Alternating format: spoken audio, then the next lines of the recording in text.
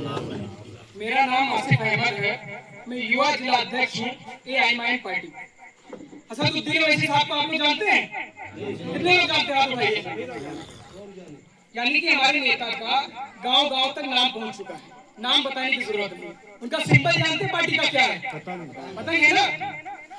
और एक बार हम चाहते हैं जो प्रोग्राम के ऑर्गेनाइजर हैं हमारे क्या भाई दिलशाद भाई की ताली बजा दे एक बार। ऐसे सब प्रोग्राम नहीं करवा पाते हैं। कुछ लोग डरते हैं, कहते हैं कि जो हम प्रोग्राम उस हिसाब का नहीं पार्टी का नहीं करवा पाएंगे, तो इनका हौसला अफजाई करिए, इनके लिए ताली बजाइए। और ये हमारे यहाँ पे हमारी पार्टी को लीड करेंगे। कोई भी समस्या आती है आप इनसे मिलिए बिना हिचक। हम लोग शासन प्रशासन से लेकर हर तरीके से आपके साथ में खड़े हैं। ऐसा नहीं खाली मीटिंग करके यहाँ चले जाएंगे, आपके सुख दुख में हमेशा साथ खड़े हैं। अब हम अपनी बात को चालू करना चाहते हैं। देखिए, बहुत से वक्ताओं ने हमारे बात की है, बहुत चीजें आपको बताई, बहुत सी जानकारियां दी। हमारे यूथ के जो उपाध्यक्ष थे, पेपर लीक के मुद्दे के बारे में बताया, जो प्रोटेस्ट चल रहा है देखा होगा। और हमारे हाजी साहब जो कि यहाँ खीरी में MIM पार्टी से भी लड़ चुके हैं, इनके एरिया MIM पार्टी से। तो कहने का मतलब ये है हमारा कि दीगर पार्टियां हैं उत्तर प्रदेश में मौजूद, समाजवादी है, बसपा है, कांग्रेस है। आखिर हमको क्या जरूरत पड़ी आपके बीच में आने की? आप लोग सामने आइए, इधर आइए सामने। तो हमको आखिर क्या जरूरत पड़ी यहाँ आने की?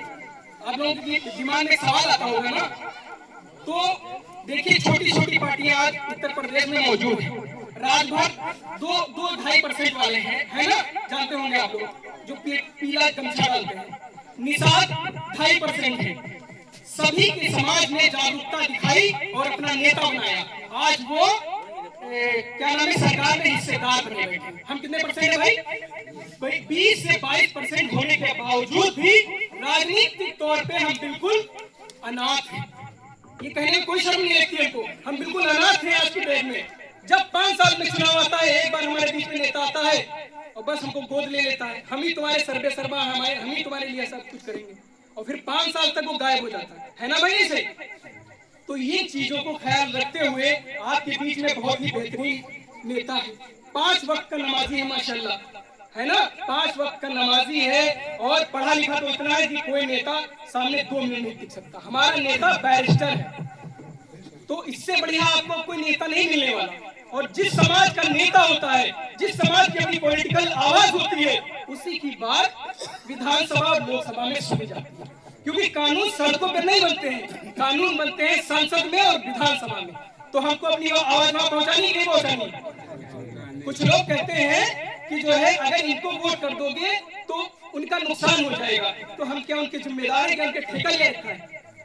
उनके पिताजी को जिताया, उनके चाचा को जिताया, अब उनको मुख्यमंत्री बनाए। अखिलेश यादव जो लड़ाई लड़ रहे हैं आज, ईमानदारी से आप लोग बताइए, क्या पिछड़ा और दलित और मुसलमानों की लड़ाई लड़ रहे हैं? वो सिर्फ अपने आप को मुख्यमंत्री बनाने की लड़ाई लड़ रहे हैं। अगर लड़ रहे होते तो आपके बीच में कितने मुद्दे हैं। देखिए, आजम खान कितने अरसे जेल के अंदर है। आजम खान साहब वो नेता है, जब क्या नाम है, जब समाजवादी पार्टी बनी थी तो सब समाजवादी पार्टी बनने से पहले के विधायक हैं वो। मुलायम सिंह यादव से ही पहले विधायक बने थे वो, और संस्थापक सदस्य में से हैं। आप जब देखिए उनका ये हाल है, तो हमारा आपका क्या हाल? आप बताइए। तो आप जागरूक होइए मेरा भाई। अब ये हराने और जिताने का खेल बंद कर दीजिए। आप अपना बैंक बैलेंस बढ़ाइए। कुछ लोग कहते हैं आप नहीं जीत पाओगे, चलो कोई नहीं जीत पाएंगे, नहीं जीत पाएंगे, हम अकेले लड़ेंगे, ना गठबंधन करो। हमारे सदर ने तो कह दिया, बिहार में चुनाव था, 2025 के अंदर चुनाव था बिहार में, देखा होगा आप लोगों ने सोशल मीडिया पे। तो हमारे जो वहाँ के सदर हैं अख्तरुल ईमान साहब, उन्होंने केवल 6 सीटें मांगी। जो गठबंधन है RJD और कांग्रेस का था, 6 सीटें मांगी थी, तो उन्होंने इनकार कर दिया, 6 सीटें नहीं देंगे।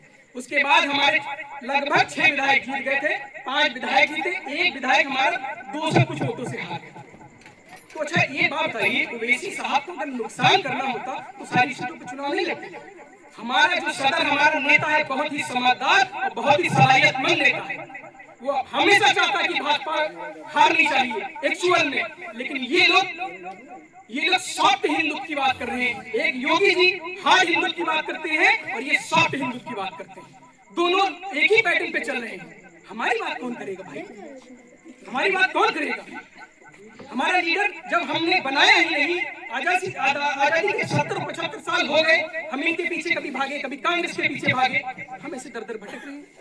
मुजफ्फरनगर का दंगा किसकी सरकार में हुआ बताइए? समाजवादी की सरकार थी नहीं थी?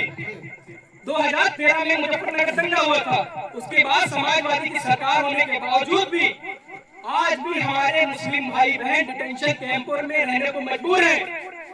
उनके पास घर नहीं है। ये कौन उठाएगा भाई? आपकी सरकार में जब हुआ था, अगर जब भाजपा की सरकार में होता है कोई चीज, जैसे पेपर लीक का मुद्दा चल रहा है, भाजपा की सरकार, तो भाजपा जिम्मेदार है। जो आपकी सरकार में कुछ होगा तो आप जिम्मेदार होंगे। तो हमारे साथ इंसाफ हुआ? नहीं हुआ। वही 2012 में जब समाजवादी की सरकार जब ये लोग कैंपेनिंग कर रहे थे, तो इन्होंने एक लॉलीपॉप छोड़ा था मुसलमानों के बीच में। कहा था हम अगर जो है हमारी सरकार पूर्ण बहुमत से बनती है तो हम 18% में जोशेंगे। ये संभव नहीं है केवल लॉलीपॉप। केंद्र राज्य जो है केंद्र को प्रस्ताव दे सकती है, ऐसे को। लेकिन उस वक्त 70 तकरीबन समाजवादी और बसपा के विधायक थे मिला के मुसलमान। कुछ लोग कहते हैं ना मुसलमान को हराने के लिए सब वहां तुमने खड़ा कर दिया। मुसलमान कैसा मुसलमान चाहिए? हमको मुसलमान ऐसा चाहिए जो हमारे लिए बोले। हमको ऐसा नहीं। 36 विधायक मौजूद है इस समय मुसलमान, करीब 6 सांसद हैं। कौन बोल रहा है मुसलमान के खिलाफ? आज हम लोगों ने यूनिवर्सिटी का मुद्दा चल रहा है रामपुर में, जो आजम खान ने बनवाई थी समाजवादी की सरकार में, उसका मुद्दा चल रहा है। सबसे पहले हम लोगों ने ज्ञापन दिया, पूरे प्रदेश में ज्ञापन दिया, लखीमपुर में विज्ञापन दिया, वीडियो मौजूद है हमारे पास।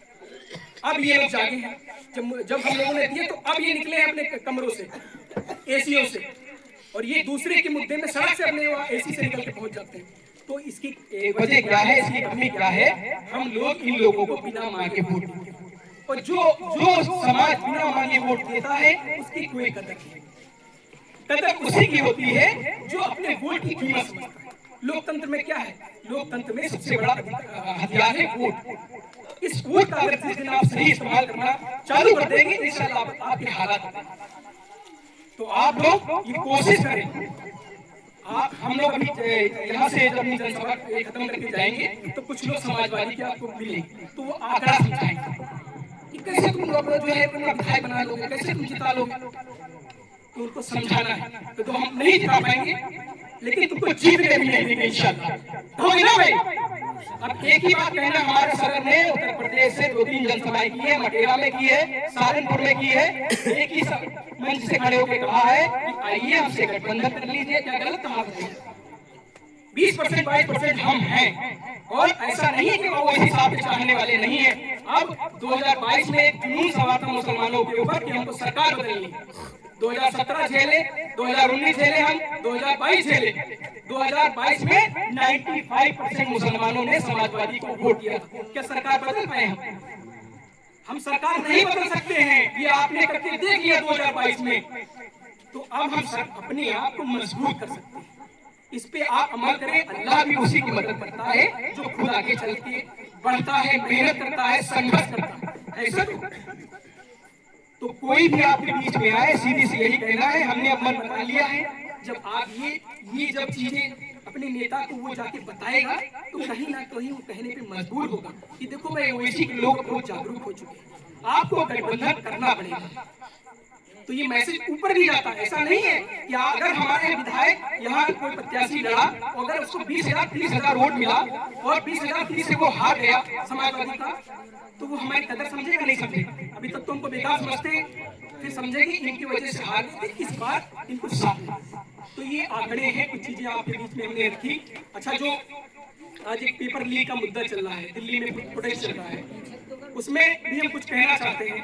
आज सारे नेता बढ़ चढ़ के आ रहे हैं, राहुल गांधी भी, अखिलेश यादव और अरविंद केजरीवाल सब लोग आ रहे हैं। देखा आपने, बड़े बड़े नेता।